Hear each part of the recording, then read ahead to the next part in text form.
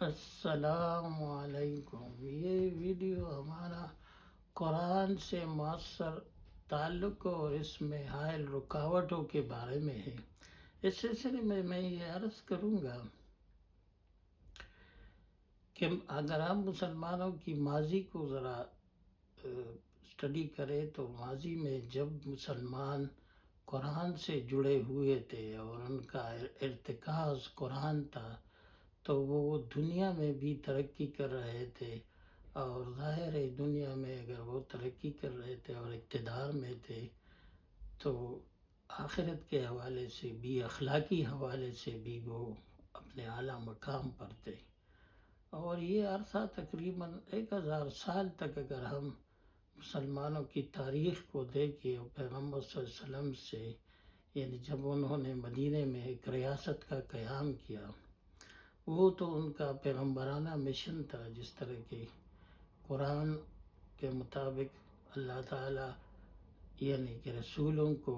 مغلوب نہیں کرتا بلکہ ان کو غالب کر دیتے ہیں، تو جس طرح کہ میں نے پہلی ویڈیو میں یہ عرض کیا تھا کہ وہ ان کا پیغمبرانہ مشن تھا، اور جو مدینے میں انہوں نے ریاست قائم کی وہ تو ان کا پیغمبرانہ مشن تھا قرآن کے مطابق۔ تو اس کے مطابق جب وہ اس سلسلے میں اگر ہم مسلمانوں کی تاریخ ادھر سے دیکھیں تو وہ تقریباً 1000 سال کا عرصہ ہے۔ جس طرح میں نے پچھلی ویڈیو میں اس کا ذکر کیا ہے، ادھر اس کا ایک خلاصہ سا میں پیش کروں گا کہ اگر بائبل جو آج کل جو نئی بائبل شائع ہو رہی ہے، جدید یہ نیو ایڈیشن جو بائبل کے آ رہے ہیں، ان میں آخر میں بالکل یوحنا عارف کا مکاشفہ ہے، تو اس میں اگر آپ اس کا مطالعہ کریں تو اس میں ہے کہ یہ آخری پیغمبر آئیں گے اور وہ صادق اور امین ہوں گے، اور پھر ان کا یعنی ان کے ذریعے سے جو اقتدار قائم ہوگا وہ تقریباً 1000 سال تک ہوگا۔ تو اس کا پچھلی ویڈیو میں نے تفصیل بیان کی تھی۔ ادھر تو میں اس حوالے سے اس کا ذکر کروں گا کہ جب تک مسلمانوں کا ارتکاز اور مسلمانوں کا یعنی قرآن سے رجوع تھا اور قرآن کے علاوہ کوئی دوسری کتاب ان کی ارتکاز کا یا کنسنٹریشن کا ذریعہ نہیں تھا، تو وہ مسلمان ظاہر دنیا میں بھی آگے تھے۔ سائنس اور دوسرے علوم جتنے بھی تھے، یا فلسفہ تھا یا علم کلام تھا یا تصوف تھا، جتنے بھی علوم تھے، یعنی مسلمانوں کی پچھلی تاریخ تو اگر ہم دیکھیں تو پہلے 500 سال کا عرصہ تھا جو پیغمبر صلی اللہ علیہ وسلم کے مدینے کی ریاست کے قیام سے لے کر پھر یہ بغداد میں جب معتصم باللہ کی حکومت تک اگر ہم اس کا یعنی کہ زمانہ کاؤنٹ کرے، یعنی کتنا عرصہ تھا، اتنا عرصہ دیکھے تو وہ تقریباً 500 سال کا تھا۔ تو ادھر تو پھر چنگیز خان کے اولاد نے جو یاجوج ماجوج تھے، گاگ میں گاگ، انہوں نے پھر یہاں کے پھر معتصم باللہ میں بغداد میں معتصم باللہ کی حکومت تھی جس کی ایک آن تھی اور ایک شان تھی، تو معتصم باللہ کو پھر وہ کارپیٹ میں ایک یعنی اس کو لپیٹ کے اس کو قتل کیا گیا تھا، شہید کیا گیا تھا۔ اور پھر یعنی علامہ اقبال نے پھر یہ ایک شعر بھی کہا کہ پاسباں مل گئے کعبے کو صنم خانے سے، تو پھر یہ مطلب ہے کہ چنگیز خان کی یہ اولاد، یہ یاجوج ماجوج، یہ پھر یعنی ادھر سے اٹھے، انہوں نے عربوں کو فتح کیا، عربوں کی جو حکومت بغداد میں تھی وہ ختم کی، لیکن وہ پھر یعنی انہوں نے مسلمانوں کو مفتوح کیا لیکن اسلام سے فتح کیا اور اسلام سے مفتوح ہو گیا، یعنی اسلام کو انہوں نے قبول کیا۔ تو پھر اس کے بعد جب ہم دیکھتے ہیں کہ پھر آٹومن امپائر کا قیام ہوا اور وہ عرصہ بھی تقریباً 500 سال کا ہے۔ پھر اس سے آگے یعنی کہ آٹومن امپائر کا باقاعدہ اختتام ہوا 1922-23 میں۔ پھر ادھر ایران میں صفوی حکومت بھی ختم ہو گئی، حالانکہ ادھر ہسپانیہ میں اسپین میں پھر بنو امیہ کی حکومت تھی اور وہ 1258 عیسوی تک تقریباً قائم رہی۔ اس سلسلے میں یہ عرض کروں گا کہ اللہ تعالیٰ قرآن میں فرماتے ہیں پیغمبر صلی اللہ علیہ وسلم کو اگر آپ لوگوں کو دعوت دیتے ہیں تو اس قرآن کے ذریعے سے دے، فذکر بالقرآن من یخاف وعید۔ لیکن آج کل ہم دیکھتے ہیں کہ ہم مسجدوں میں اور جدھر بھی یہ لوگ واز کرتے ہیں تو ان کا مرکز جو ہے وہ قرآن نہیں ہوتا، وہ اکثر دوسری اور تیسری کتابیں ان کے ہاتھ میں ہوتی ہے اور ان کا حوالہ دیتے ہیں۔ لیکن جب ہم نے قرآن کو اپنے محور نہیں سمجھا اور اس سے ہدایت نہیں لی اور وہ ہمارے لیے ہدایت کا واحد ذریعہ نہیں رہا، تو اس وقت سے میں جب تاریخ پر نظر دوڑاتا ہوں تو اس وقت سے ہمارا زوال بھی شروع ہو گیا، اور یہ زوال کا عرصہ جب ہماری آٹمن امپائر 1922-23 میں باقاعدہ طور پہلی جنگ عظیم کے بعد ختم ہو گئی، اور اس کے بعد ایران میں صفی حکومت بھی ختم ہو گئی، اور ادھر 1857 میں یعنی ادھر برصغیر میں مغلوں کی باقاعدہ حکومت ختم ہو گئی، یعنی مغلوں کے جو 19ویں شہنشاہ تھے بہادر شاہ ظفر،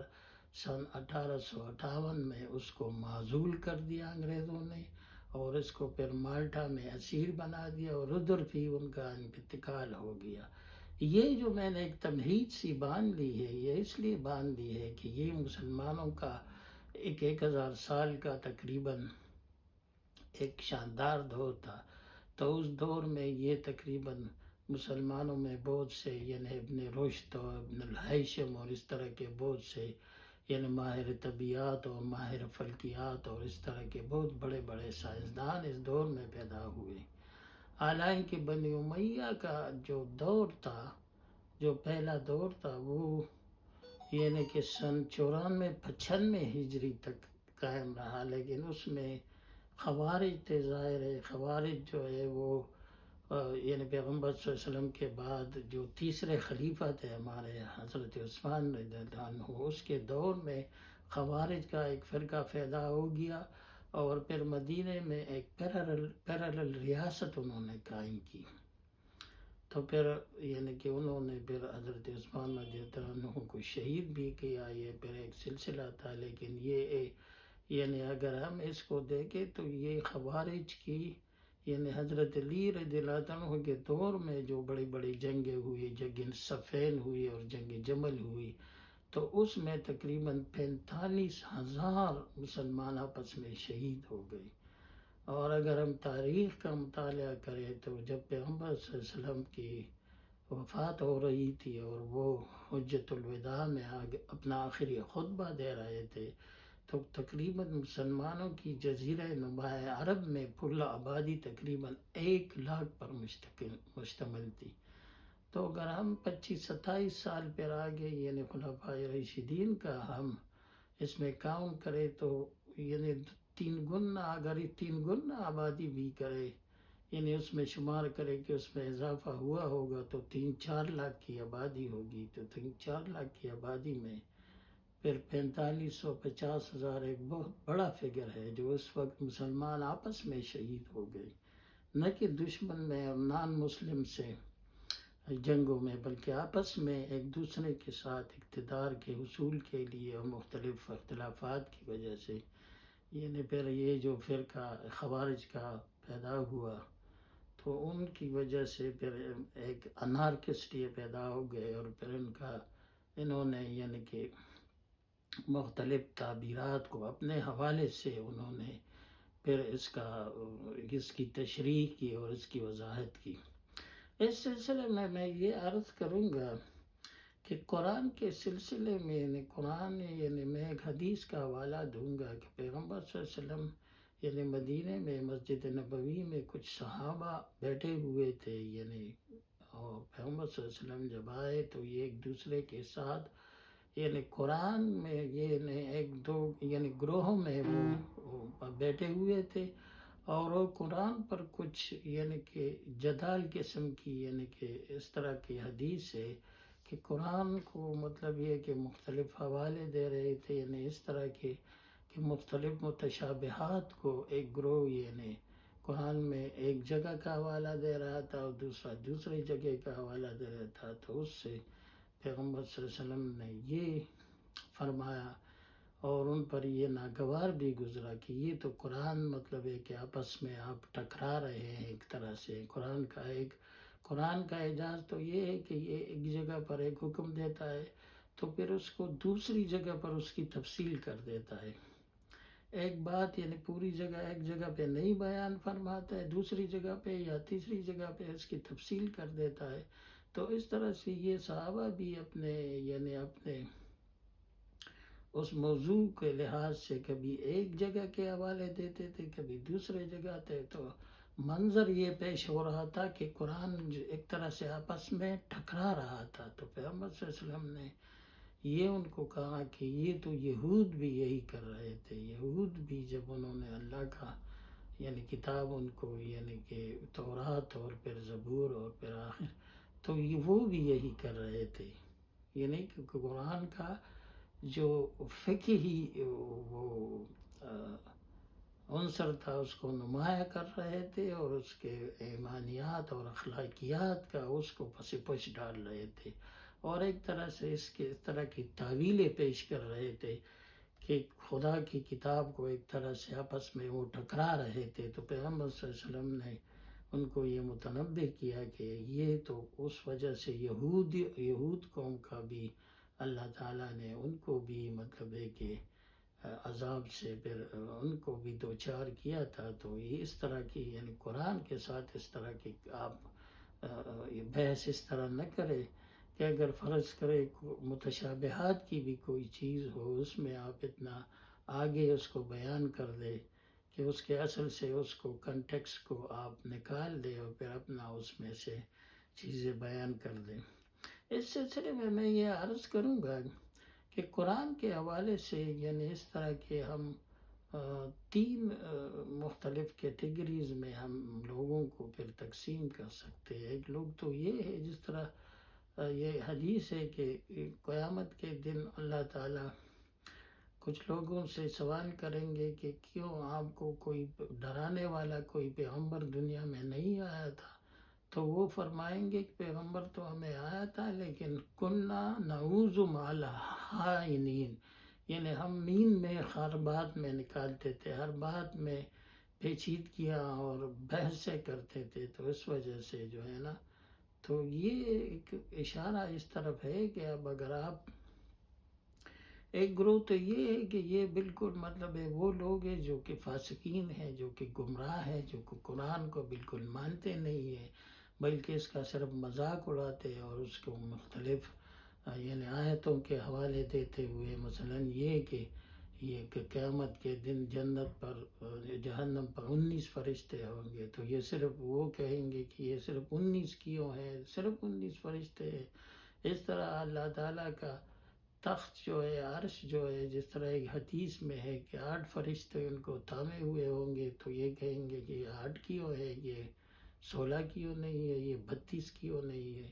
اور پھر اس طرح اللہ تعالیٰ کے عرش کے یا تخت کے حوالے سے کہیں گے کہ اس کا تخت کوئی اس طرح کا یعنی کہ سونے کا بنا ہوا ہے یا اس طرح کا ہوگا. تو اس طرح کی چیزوں کو پھر آگے اس کو اس طرح بیان کرتے ہوئے ان لوگوں کی طرف اشارہ کیا ہے کہ یہ لوگ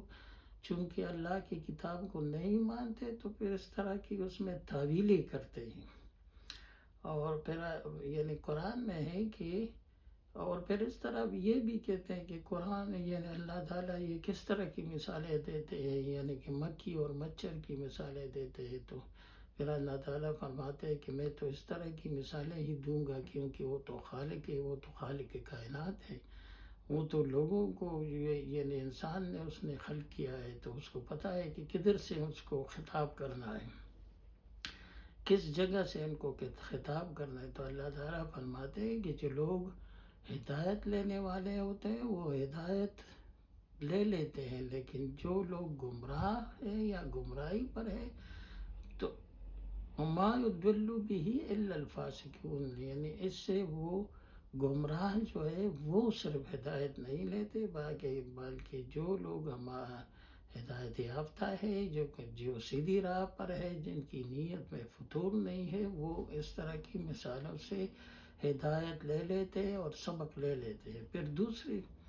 اس کی ایک کیٹیگری یہ ہے کہ جس طرح کہ عیسیٰ علیہ السلام کے قوم میں عیسائی جو تھے وہ اس طرح عیسیٰ علیہ السلام کو مختلف معجزات دیے ہوئے تھے، یعنی وہ مردوں کو بھی زندہ کر رہے تھے، وہ مختلف امراض میں اس طرح کا اس پہ ایک ہاتھ پھیر کے تو وہ پھر ان کو شفا ہو جاتی تھی۔ تو اس میں بھی یہ عیسائی جو ہے یہ کہتے ہیں کہ یہ کس طرح یہ نے اس کو مطلب یہ کہ ایک خدا کا پھر انہوں نے اس کا ایک یعنی خدا کے بیٹے کا اس طرح کے پھر انہوں نے تعویلی ان سے نکال لی۔ لیکن یہ اللہ تعالیٰ فرماتے ہیں کہ یہ اگر متشابہات بھی ہے تو اس میں اس طرح ان کو اس طرح مطلب ایک ایکسٹریم لیول پہ آپ اس کو بیان نہ کریں یا اس طرح اس میں نہ چلے، یتبعون ما تشابہ یعنی اس کو، تاکہ پھر یہ اتنے آپ اس کو بیان کر دے یعنی اس سے ہٹ کے، تاکہ پھر اس میں مطلب ہے کہ لوگ آگے پھر گمراہ ہو جاتے ہیں۔ اور پھر اس میں تیسری ایک قسم یہ ہے کہ وہ لوگ جو کہ قرآن کے مختلف آیتوں کو تعویلیں بنا کر پیش کرتے ہیں، اور تعویلیں اس طرح بیان کرتے ہیں کہ بغیم بینہم یعنی کہ ایک طرح کے زدہ یعنی کہ مطلب یہ کہ ضد اور ایک انات کی ایک شکل کی، بس یہ میں نے جو قرآن کا یا اس آیت کا یعنی کہ یہ مطلب میں نے جان لیا ہے تو بس یہی ہے اور اس کا دوسرا مطلب نہیں ہو سکتا، پھر اس کو لوگوں مسلط کرتے ہیں۔ تو بغیم بینہم مطلب یہ کہ اس میں زدہ ہو جاتے ہیں، اور اپنے جس طرح ہمارے مختلف فرقوں کے لوگ پہ مختلف مناظروں میں قرآن سے مختلف اپنے مطلب کے تعویلیں لے کے ایک طرح کے یعنی کہ آیتیں پیش کرتے ہیں، دوسری گروہ دوسری آیتیں پیش کرتے ہیں، اور اس طرح یہ ایک منظر ہوتا ہے کہ قرآن خدا نخواستہ اس میں کوئی آپس میں تضاد ہے ان کے آیتوں میں، حالانکہ قرآن کا میں نے آپ کو کہا کہ اعجاز یہی ہے کہ وہ ایک بات ایک جگہ پوری بیان نہیں کرتا بلکہ ایک جگہ اس کی اجمال کرتے ہیں اور دوسری تیسری جگہ پر اس کی تفصیل کر دیتے ہیں۔ یہ اللہ تعالیٰ کا قرآن میں اس طرح کا ایک یعنی کہ طریقہ ہے۔ اور پھر اللہ تعالیٰ یعنی کہ قرآن میں بار بار یعنی ان چیزوں کو ریپیٹ یعنی معنیات کے حوالے سے جو حقیقتیں ہیں ان کو بار بار ہر جگہ پہ ہر آیت دوسری تیسری آیت میں ریپیٹ کرتے، تو اس کا یعنی چونکہ اللہ تعالیٰ تو خالق کائنات بھی ہے اور انسانوں کا خالق بھی ہے، ان کی فطرت بھی ان کو پتہ ہے کہ یہ لوگ مطلب ہے کہ بھول جاتے ہیں، ایک جگہ ان کی اجمال کرتے، دوسری تیسری جگہ ان کی تفصیل اور اس کی بار بار یعنی ریپیٹیشن کرتے ہیں۔ جس طرح کہ میں نے یہ فرمایا کہ وہ یہ اس طرح کے لوگ ہوں گے کہ اللہ تعالیٰ ان سے پوچھیں گے کہ کیوں آپ کو کوئی پیغمبر یا ہدایت دینے والا یا ڈرانے والا نہیں آیا، تو وہ کہیں گے کہ آیا تعالیٰ کہ کننا نعوذ مع الحائزین، ہمیں ہر چیز میں مین میں نکالتے تھے، مختلف پیچیدگیاں یعنی اس میں نکالتے تھے، اور اللہ کے کلام کی پھر وہ مطلب ہے کہ اس طرح مذاق اڑاتے تھے کہ یہ کس طرح ہوا ہے اور یہ کس طرح ہے، اور اگر اس مختلف متشابہات ہیں تو متشابہات میں بھی پھر وہ اتنے آگے چلے جاتے ہیں کہ وہ اصل کنٹیکسٹ سے اس آیت کو یا اس تشریح کو نکال کے یعنی قرآن کے سیاق و سباق اس جملے کے یعنی معنی سے اٹھا کے سیاق و سباق اور جملے کے جو یعنی وہ مطلب اور اس کا آپس کا جو جملے کی تالیف ہے اور پھر جملے کی جو سیاق و سباق، ظاہر ہے قرآن تو متفرق آیات نہیں ہے، وہ تو اس طرح کے جس طرح باقی کتابیں ایک تسلسل کے ساتھ کوئی واقعہ کوئی حقیقت بیان کرتے ہیں، تو ظاہر ہے اگر اس سے آپ ایک چیز یعنی ایک آیت ہے یعنی درمیان سے نکال کے اور اس کا کنٹیکس میں آپ اس کو بیان نہ کرے تو ظاہر ہے پھر اس کا معنی اور اس کا منشا پھر ظاہر تبدیل ہو جاتا ہے، اور یہ لوگ اپنے منشا کو اور اپنے مقصد کو بیان کرنے کے لیے خدا کے قرآن کو جھوٹا ثابت کرنے کے لیے اس طرح کی ہیلے بہانے کرتے تھے۔ تو یہ پھر اللہ تعالیٰ ان سے پوچھیں گے تو وہ یہی فرمائیں گے کہ کننا نعوذ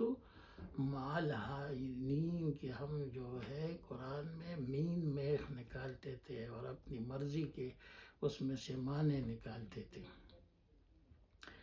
تو اس طرح میں یہی عرض کروں گا کہ قرآن جو ہے، قرآن تو اس طرح کی کتاب ہے کہ جس طرح میں نے کہا کہ جب ہم قرآن سے جڑے ہوئے تھے اور ہم اپنی تاریخ مسلمانوں کی، یعنی پیغمبر صلی اللہ علیہ وسلم جب مدینہ میں ریاست کا قیام ہوا، پھر وہ 1000 سال تک قائم رہا، تو وہ 1000 سال تک تو وہ ایک شان میں تھا، وہ ایک آن میں تھا، اور اس میں اور وہ اس دور میں یہ لوگ قرآن سے جڑے ہوئے تھے، تو وہ دنیا میں بھی یعنی کہ ترقی کر رہے تھے، اور آخرت کے حوالے سے بھی ایمان کے اعلیٰ درجے پر تھے، اور اخلاقیات بھی ان کی ظاہر اخلاقیات میں اچھے تھے، تو اس لیے یہ دنیا میں بھی اقتدار میں تھے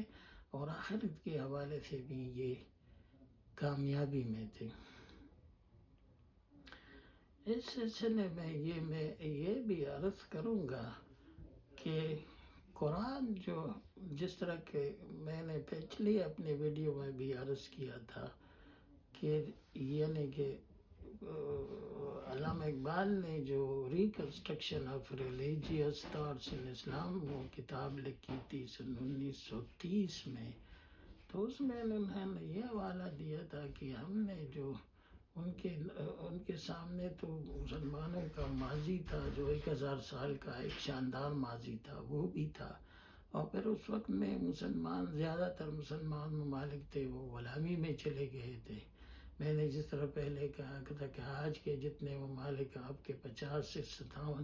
اس وقت تو یہ بھی مطلب یہ نہیں تھے، یہ نہیں کہ ایون ہمارے ارد گرد کے جتنے بھی افغانستان عراق یہ سارے جو تھے یہ سارے یعنی کہ غلامی میں تھے. تو وہ اس طرح کے انہوں نے ایک مایوسی کے عالم میں وہ reconstruction of religious thoughts in Islam لکھی تھی، اور اس حوالے سے انہوں نے لکھی تھی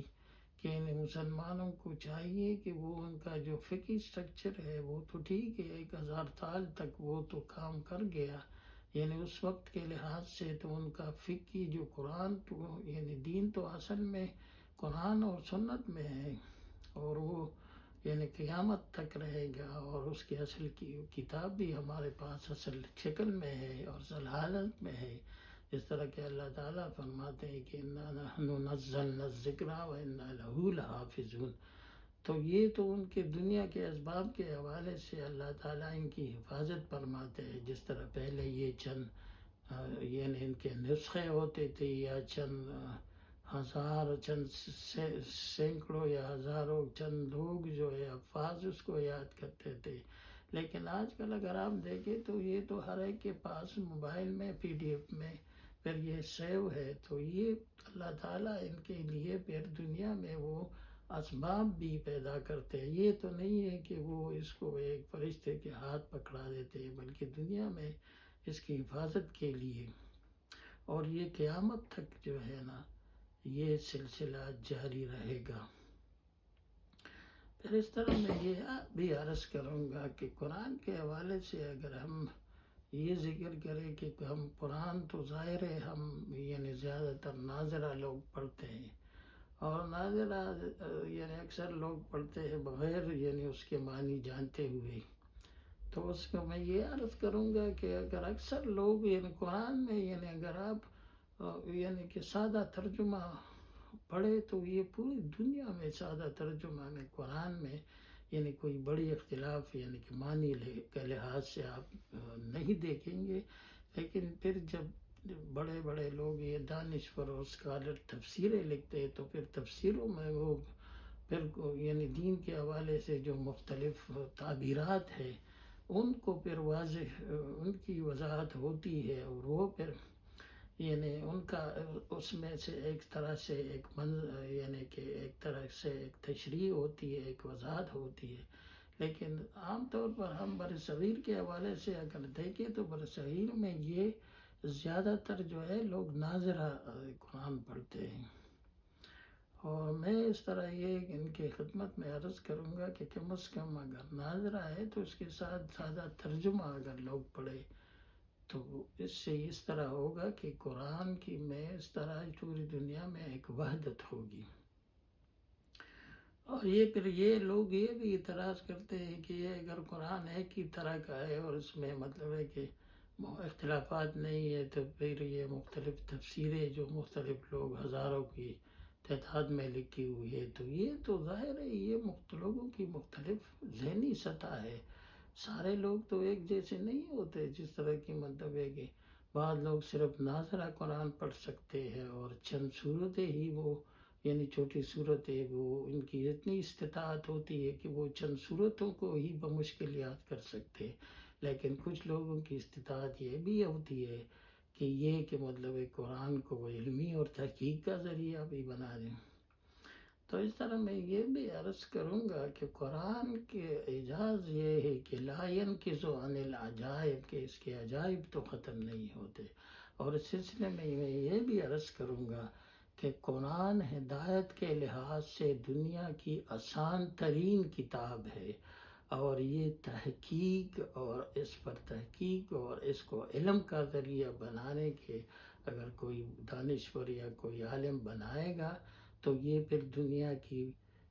مشکل ترین کتاب ہے. اس لیے کہ یہ جس اللہ کی طرف سے ہے، ظاہر ہے وہ تو خالق کائنات ہے، تو وہ تو انہوں نے سارے انسانوں کے مختلف سطح ہیں، ان کے لیے یہ قرآن ہے اور تا قیامت ہے. اس سلسلے میں یہ بھی عرض کروں گا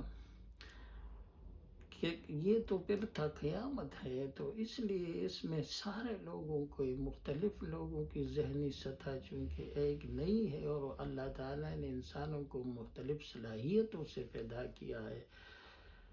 تو اس وجہ سے اس میں مختلف پھر تفسیریں جو آتی ہے اس میں مختلف تعبیرات آتی ہے اور مختلف یعنی اس میں پھر وضاحت ہے اور پھر مختلف اس میں حقیقت اور تعبیرات کے حوالے سے مختلف جو ہمارے مختلف یعنی مسلک سے مختلف اس کے ساتھ یعنی یہ ایک طرح کا فقہی مسلک ہے، پھر یعنی سلفی مسلک ہے، اور پھر اس طرح کا یعنی کہ تصوف کا ایک مسلک ہے، پھر اس طرح کا بھی ایک اور بھی یعنی یہ آتے رہتے ہیں یہ مختلف مسلک ان کا.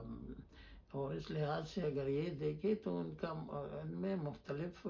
یعنی اگر فقہی مسلک میں ہم دیکھیں تو اس میں پھر اجماع کو زیادہ تر سے زیادہ انہوں نے یعنی اجماع کو ایک طرح سے فوقیت حاصل ہے، اور سلفی روایت میں پھر روایت کو یعنی حدیث کو ایک طرح سے فوقیت حاصل ہے، وہ پھر آخری یعنی ڈیسائیڈنگ فیکٹر ہوتا ہے. اور پھر اسی طرح جو تصوف کا اگر ہم اس حوالے سے دیکھیں تو اس میں ایک مشاہدہ ہوتا ہے، اس کو پھر یعنی کہ صوفی کا وہ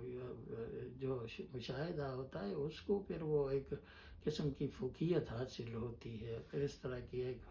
فراہی فکر بھی ہے، وہ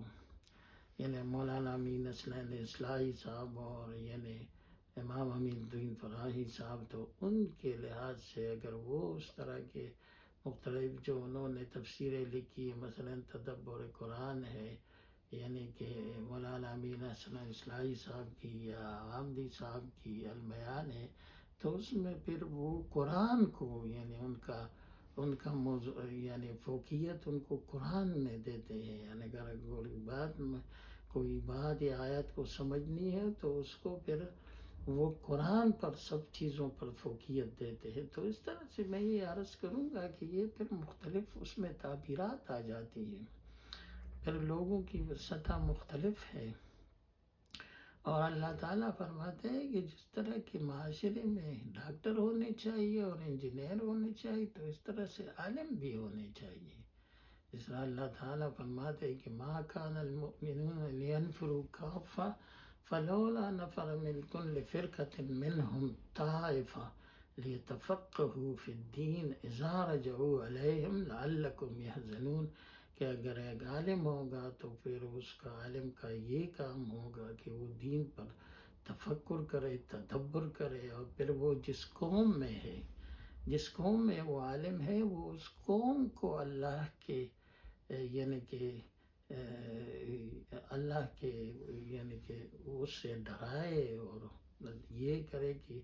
کہ وہ اللہ کے یعنی اخلاقیات کے حوالے سے اور پھر قیامت کے حوالے سے اور اللہ تعالیٰ کے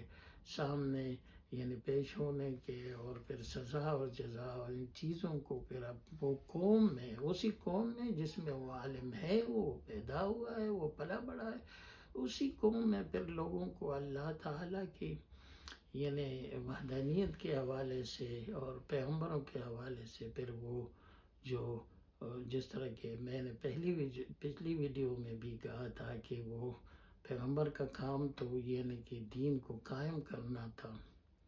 اور ان کو ایک ریاست کی ضرورت تھی یعنی قرآن کے حوالے سے، ان کے پیغمبرانہ مشن کے حوالے سے.